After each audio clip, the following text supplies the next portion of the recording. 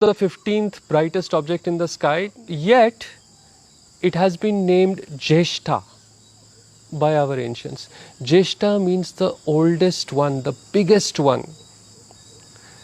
Indeed, Antares is one of the biggest objects in the sky of what we know.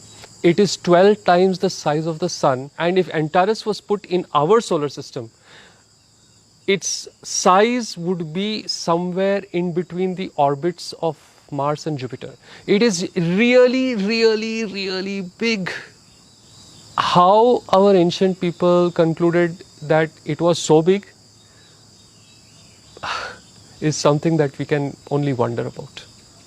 When I was in the 7th or 8th standard, I remember being asked a question, which star is closest to the Earth? And the answer my professor expected from me was, of course, Proxima Centauri. I surprised him by saying, it's the Sun. But yes, the Sun is a star which we kind of take for granted, and we call it the Sun. And the next closest star to us is in the Centaurus constellation, and it's called Proxima Centauri. Proxima Centauri is approximately 4.2 something light years away from the Earth. Do you know what our ancients called Proxima Centauri? Mitra. Mitra means the one who is close. Is that a coincidence again that they named the closest star Mitra? Right? This also shows that they knew the difference between planets and stars. Here is the modern value of the speed of light. Now just listen to this shloka. Tatha cha smaryata yojananam sahasram dve dveshate dve cha yojane ekena nimisha ardhen kramamana namostute.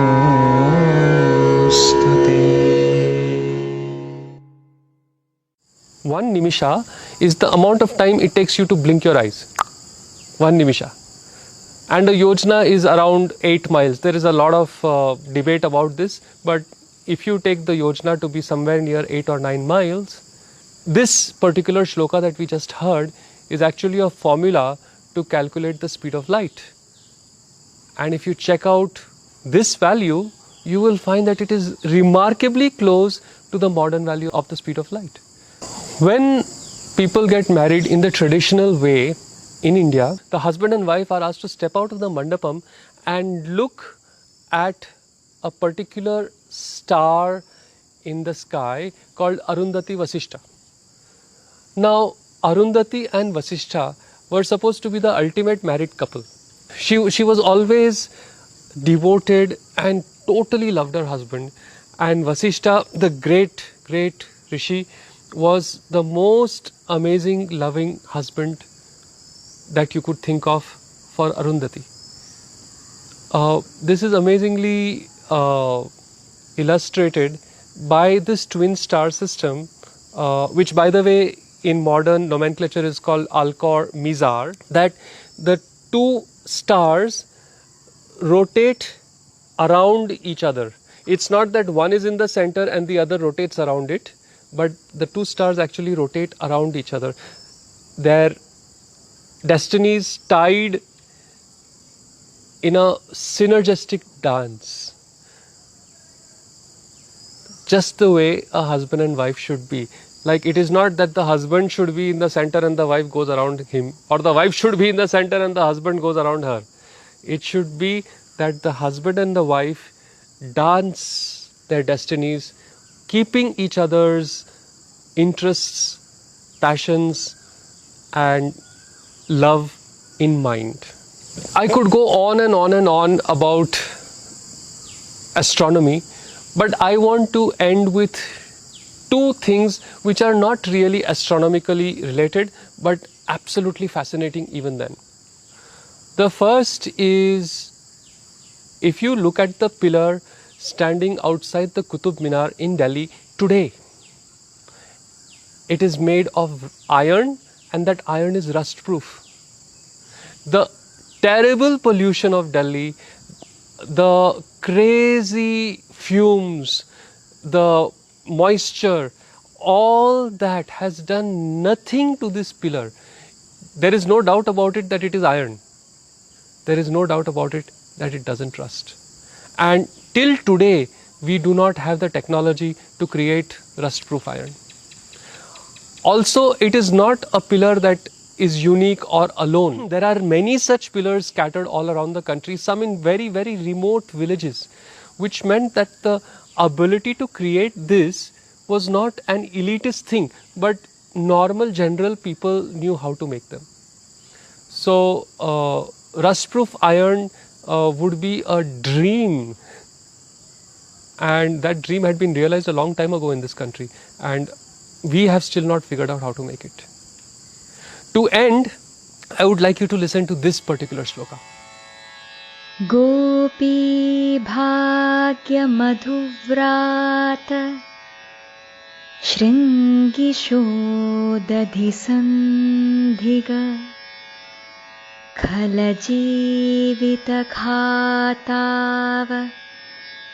गलहालारसन्धर.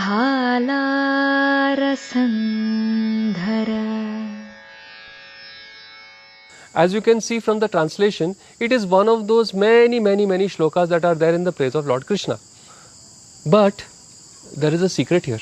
If you take ka, ta, pha and replace them by 1 and so on as is shown in this table, then this particular shloka is actually the encoded value of pi up to 31 decimal places. You know, the first time I saw this, it really blew my mind. These guys knew how to do encoding. These guys knew the value of pi. These guys did this in a form of a devotional poem, a shloka. I had goose pimples when I first heard about the Katapayadi Sankhya, as it is called. If you are wondering how our ancient people knew all this, my pet theory is it's because they meditated. You know, India, I guess, is the only civilization in which science and spirituality were never at loggerheads with each other. In fact, all our scientists were saints. They knew to go outside, you also have to go inside. And this is, I guess, one of the most important messages that ancient India has for India today and the world in general. I hope you will also consider going a little inside as you continue to explore the mysteries and beauty of the outside. Thank you very much.